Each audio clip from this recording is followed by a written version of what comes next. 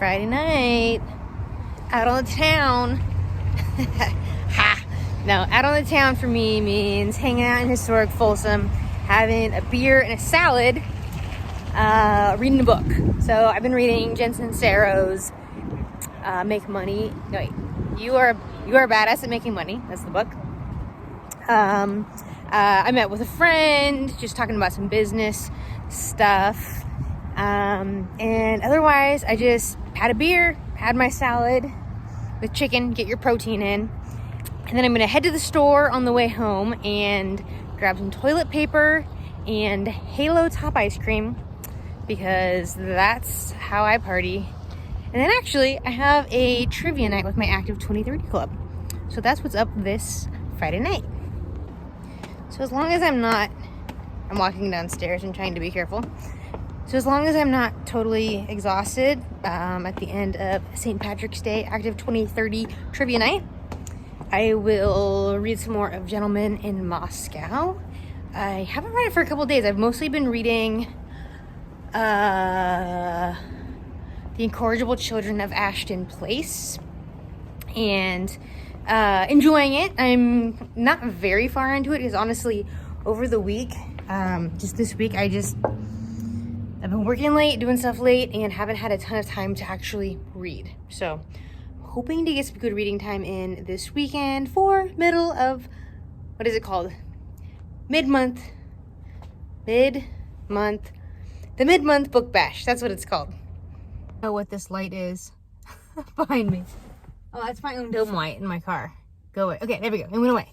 The other thing is I just started The Brave by James Bird yesterday. It is on audiobook, and it is the group pick for the middle grade Bart. Blech. It is a group pick for middle grade March, and it is about Colin, the main character, who it hasn't been identified, like labeled as OCD, but it seems like maybe it's like an OCD type of thing, where he will count the number of letters in whatever a person has said to him. And he like his mind will explode. It feels like his mind will explode if he doesn't say the number when they're done speaking. And so before he can answer anything that anyone says, or before he can like move on with his life, his day, anything, he has to say the number. And so it makes him kind of an outcast. It makes him weird. He's the kid that says all these numbers, and he's grown up just with his dad in Southern California. And he reaches a point very early on in the book, within the first couple of chapters, where basically the school doesn't think that he is a good fit for them, and neither does his father. And he gets sent to Michigan or Minnesota. I always get Michigan and Minnesota mixed up in my head. One of those cold M states. To live with his mother, who he's never known, and his dad has really never talked about his mom. And his mom is Native American of the Ojibwe tribe. And really the only thing that he knows about Native Americans is very stereotypical things from like Westerns, from movies and things like that. And so I think I'm about chapter 10 or so, and he's just started living with his mom and grandmother, and finds out that he has a brother, and he's on his first day of school is where I am right now in the book. I'm really enjoying it so far. It feels like a pretty authentic voice as far as like a 12-year-old boy narrator, and how he actually thinks and feels. So yeah, I'm interested in hearing more about this. I'm definitely interested in knowing where the story is going to go. And, this outcast boy who doesn't know anything about his Native American heritage or his mom, and kind of like where he comes from up until he's 12 years old, almost 13. And now he's starting over in a new school in a completely new state, very different part of the country. And I'm also interested to know more about James Bird. Like, is this own voices? Does he have some sort of OCD or anxiety or anything that specifically relates? Are we going to get more insight Like, does Colin have a diagnosis? Anything like that. Just interested to see where this is going and enjoying it so far. Time for toilet paper and Halo Top ice cream. Good morning. I won trivia last night. It was St. Patrick's Day themed trivia, and between whiny dog.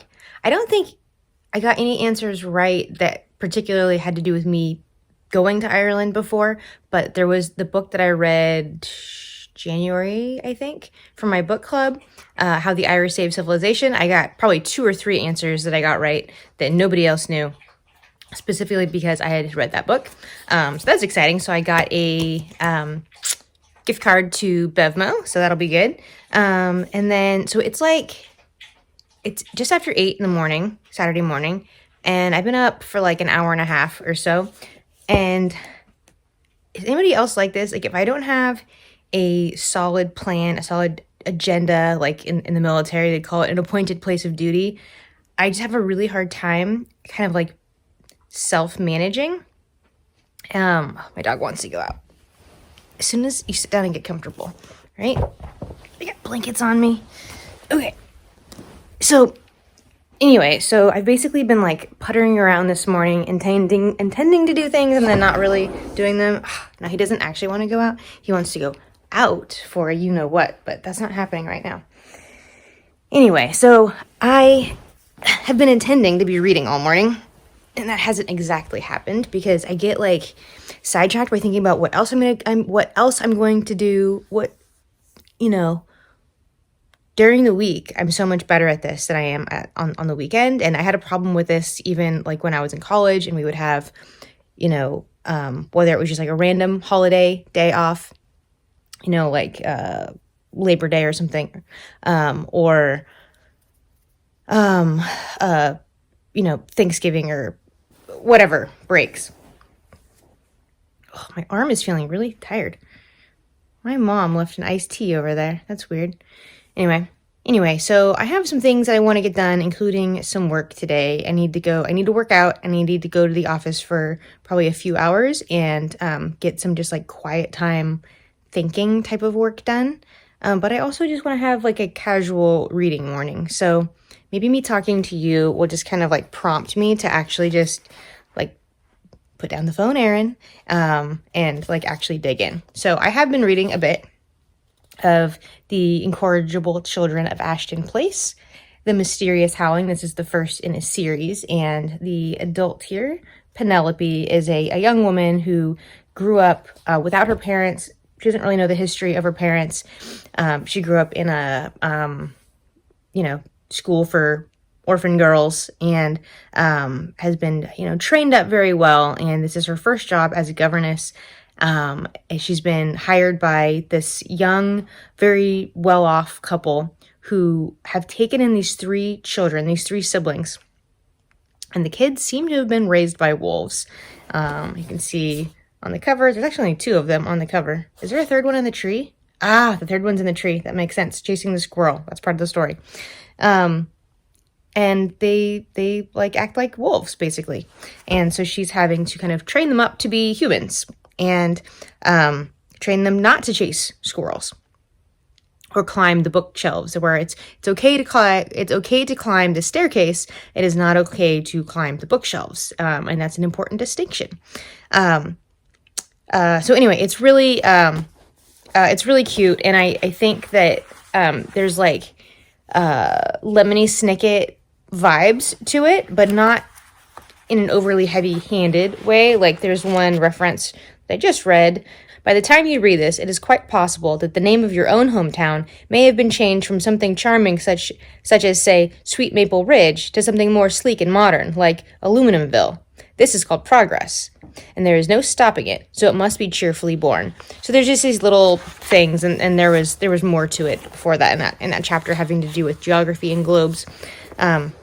But anyway, that's what I'm reading right now. May or may not get to some of A Gentleman in Moscow this morning. I started reading. I read like literally 2 pages of this last night, and I wasn't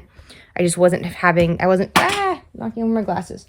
I just wasn't feeling the focus to like dig into that. So hopefully later in the day, I'll have a nice chunk of reading time for A Gentleman in Moscow, because it's definitely one where I feel like you can't just read like a few pages at a time. It really helps to dig in deep with it and spend at least a half an hour reading at a time. So I'm going to shut up and read. Happy Sunday morning. I didn't update you later on yesterday. I did get some good reading done yesterday, so I'll talk about that later. But right now, I'm meeting my friend. I just dropped that G. I don't even care. Just dropped that G. Meeting my friend for a little run exercise session. She's like 3 months post meniscus surgery. But right by where we're meeting, there's this little free library that I've never checked out and I keep meaning to. And this is like right by my co-working space. So we actually might go inside there to do the exercise portion, but let's check out this little free library. So here's this cute little thing. Let's see what we have. Anything good? Being Mortal by Atal Gawande. I have that. Haven't read it yet. Ellen Hildebrand. I've never read any of her stuff, but not really interested. Surf's Up. Saved by the Bell. Yeah, nothing for me, but glad this is here. Little House, a really well-loved copy of Little House in the Big Woods. Fortunately, I just got myself a nice copy. Oh, look, there's 2 copies of Being Immortal there. Maybe it was a book club thing. All right, nothing here today, but good to know it's here. So while I'm sitting here waiting for my friend, yesterday I had to run over to like a certain part of town to go deliver some supplements to one of my clients, and there's a half price books over there, and I had to like wait for her for a little while, so just went into half price books to kill some time. So I'll show you what I got. Not buying many books right now, so trying to keep it cool. Went maybe a little bit crazy, but here we go. Okay, so I've been wanting to I grew up on Anne of Avonlea, or Anne of Green Gables and Anne of Avonlea. The movies, the Megan Fellows movies, and I don't know if we ever read Anne of Avonlea, but definitely Anne of Green Gables. My dad would read it like as a bedtime story. And I've been wanting to read more in this series, and I found these like perfect condition books, including books 3, 4, and 5, Anne of the Island, Anne of Windy Poplars, and Anne's House of Dreams. And these are like perfect condition.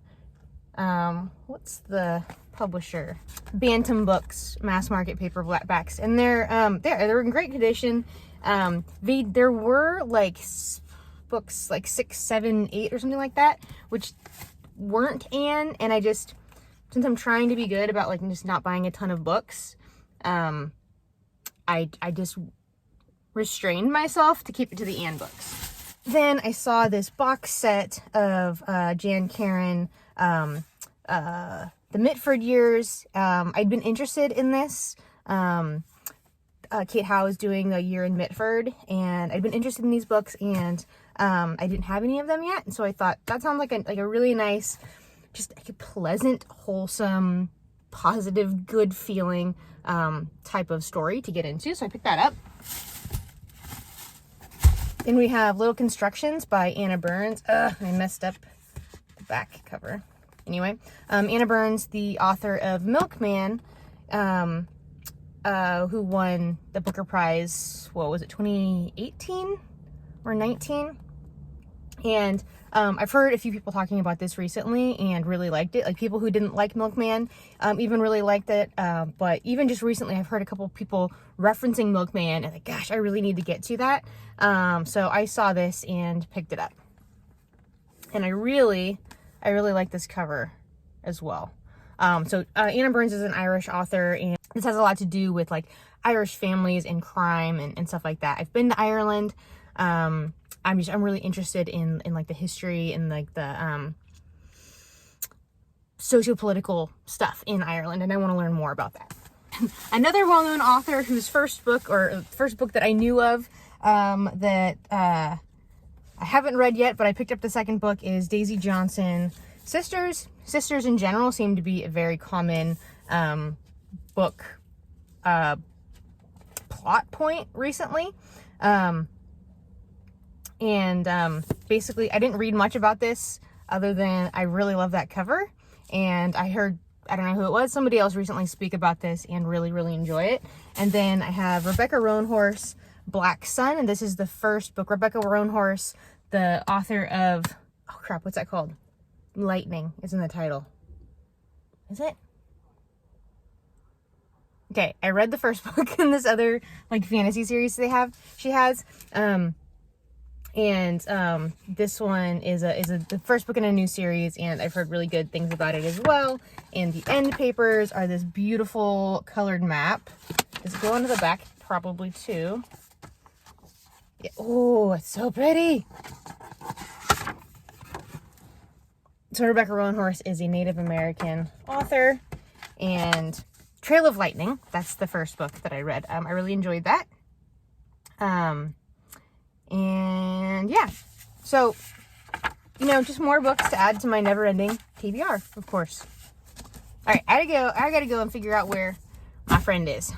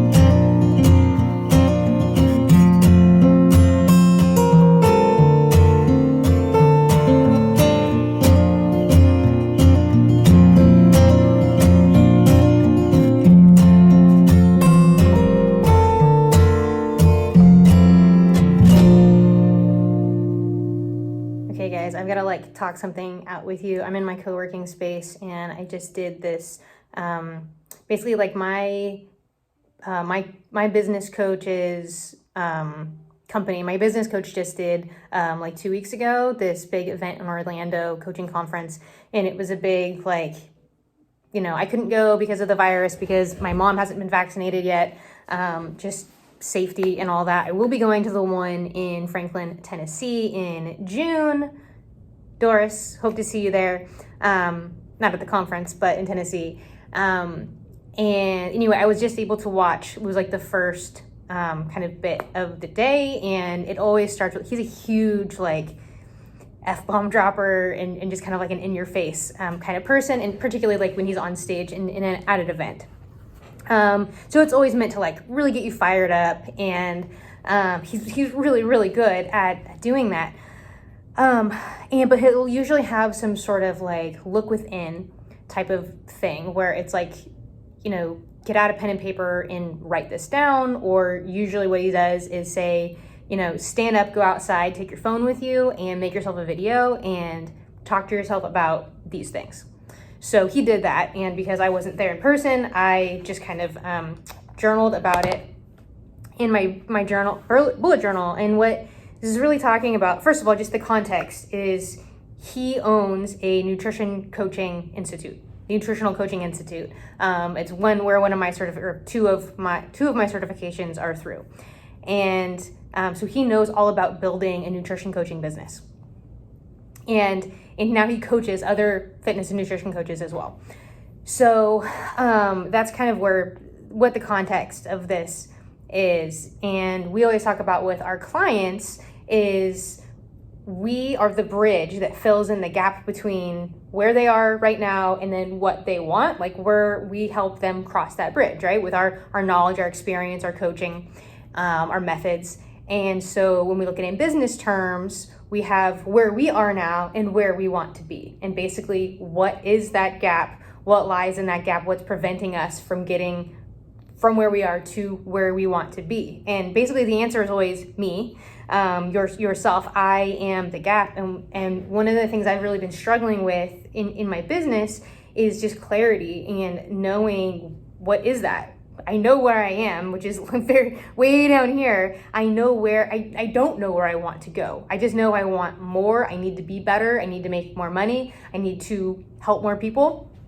But like what that looks like has been just really cloudy for me. And one of the things that I realized is for the last like 17 years, let's see, Sam went to boot camp in 2003, October of 2003. So basically since then, for almost 18 years now, my life has I've kind of been like treading water in this like, holding pattern and waiting to see what is going to happen.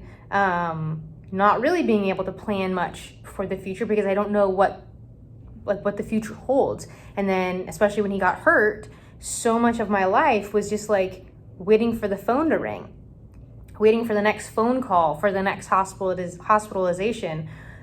Just wherever we were in those 13 years between when he was injured and when he died, almost exactly a year ago now.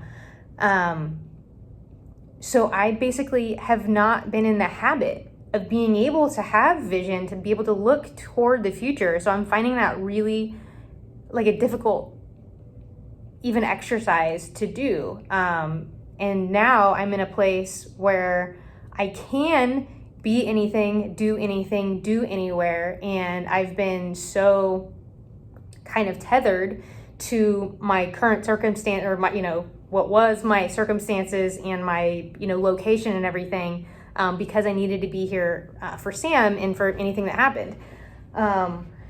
Even when I look at my Facebook memories right now, it's all 5 years ago, 5 years ago, he was in critical condition. That was actually one of the words from a Facebook memory today is Sam was in critical condition after a surgery he had about 5 years ago. And 1 year ago today, he was in the hospital. I had gone with my family. It was actually February.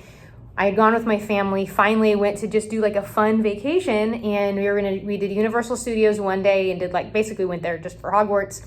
And then the next day we're gonna go to Disneyland, and I get woken up at like 3 a.m. from a phone call. Sam had been sent to the emergency room. So we drove down there. So I ended up having to take an emergency flight, pay a lot of money to get, fly home. My grandparents came and picked me up at the airport and lent me one of their cars until my mom got back with my car. So just like everything was really stemmed from being Sam's wife. And now I think the last 11 months, 11 months and 2 weeks or whatever has been really tied to being Sam's widow, and just being in a very kind of reactive place to that. And I mean, this is gonna sound harsh, but I mean this in the right way. Like a feeling of victimhood, like I'm the victim of this circumstance. Rather, like in business terms, I need to get out of that mindset and just stop being reactive and really be proactive and let my mind go there and what I can be, what I can do and achieve, and have that vision for myself so that I can move forward and be much more proactive, and stop just being in this reactive place of my husband died, I lost my best friend, my income, that kind of thing. So I'm feeling like pumped, enthused, like ready to figure out what that is. I think I still don't know what that is, but I think I'm now in a place that I can actually let my mind go there, because I've kind of figured out what this blockage has been for me. So anyway, I just thought I would share that with you all. I'm curious if you're a business owner, or if you've ever done something on your own like this, started a company or something, what that vision looks like for you, or how that's changed over time, or if you've been in a circumstance where similar to mine, where you were a caregiver in any sort of way, or maybe even, being a parent. I mean, being a parent is a caregiver as well. I imagine there's a lot of things when you're a parent, you have young kids, you're really tethered to your life with your kids, and maybe that keeps you from thinking beyond like your family unit. So yeah, let me know if you've experienced anything like what I'm talking about. But yeah, I'm gonna do a little bit more just kind of like work on this, like vision for myself, for my company, my services for a little bit, and then I really need to vacuum. I really need to vacuum at home and put some laundry away, and then I really just want to chill out with my books. Thanks for listening, guys. You're a great listener. Good evening. I have you awkwardly propped up on a giant book and with my water bottle. It's exactly 9 o'clock on Sunday night, and I'm not at all sleepy because of the time change. So a lot of times I'm actually asleep by now. But so I spent the afternoon like doing laundry, cooking, food prep kind of stuff, and listening to Brave by James Bird on audiobook. I am loving this book so much, and it's going to break my heart. It does one of my favorite things in a book. Now, normally this is where we have a crotchety, unlikable character to begin with, and then they are changed through their relationships and experiences with other people. Colin, our main character, is not unlikable in any way. He's bullied, and he has this, I assume it's OCD, and as he moves in with his mom and meets his grandma and has just a new lease on life, a new perspective. Some things are exactly the same as they were in California. There will always be bullies no matter where you go, but he is changed, and the relationships that he forms, particularly with the neighbor girl, is really at the heart of the story, but then also the relationship with his mom and his grandma. It's just so good. And I think I said this recently about, I don't remember what it was, what the book was about, but I think as I get older now and I'm reading middle grade books or any book with a younger character, like this character is 12, almost 13. My oldest niece is 11. And so similar age, I just feel this very like parental love and like pride with the growth. So it's a bit of a heartbreaker. It's very, very sweet. In other news, a little lighter topic, the Incorrigible Children of Ashton Place. On the one hand, I want to be able to go to sleep soon, but on the other, I have, I think like 70 pages or something left in this.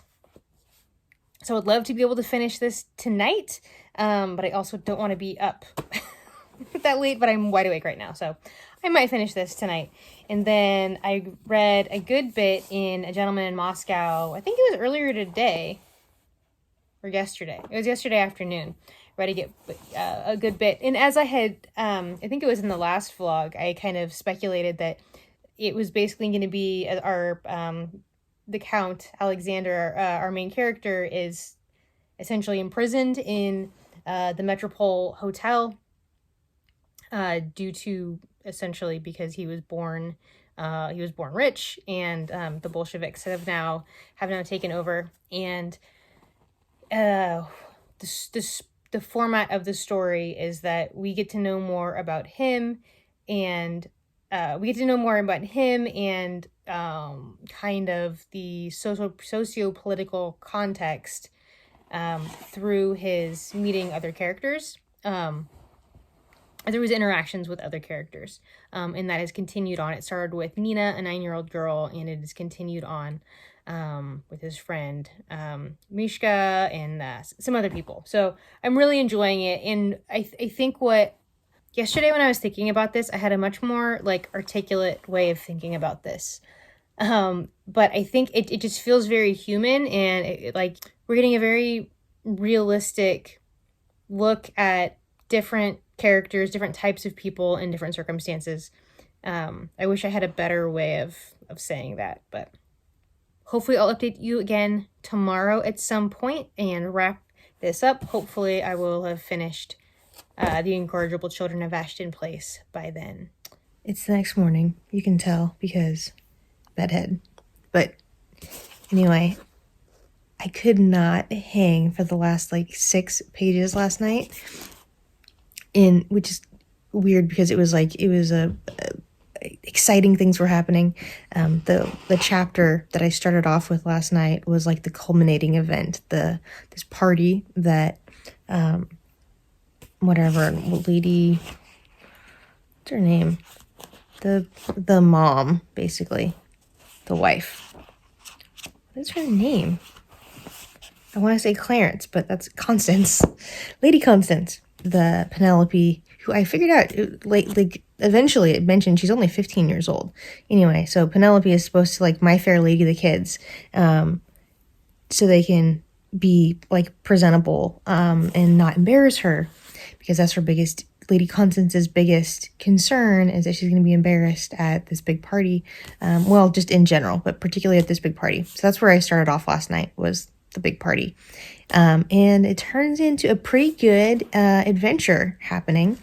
And I was just like, I don't even know how long my eyes were closed before I would realize that they were closed again. And so here I am, beginning the very end.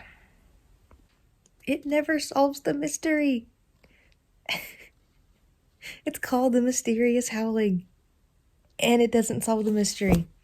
It just sets up, literally it ends with to be continued. So it just sets up the next one, which is great if you have the next one, but I don't. But it's really cute and funny. I think definitely for fans, if you like Lemony Snicket, or like if you like Lemony Snicket, and you want, something like it, but it's definitely not as dark, not as perilous. What is the one? The Something Peril, I think, is one of the Lemony Snicket books. Anyway, it's much lighter and cuter.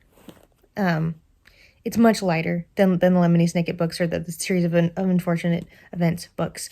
I would like to keep going in this series. I have my suspicions about what's going on, and I want to see, I want to see what happens with these kids and with Penelope, the governess.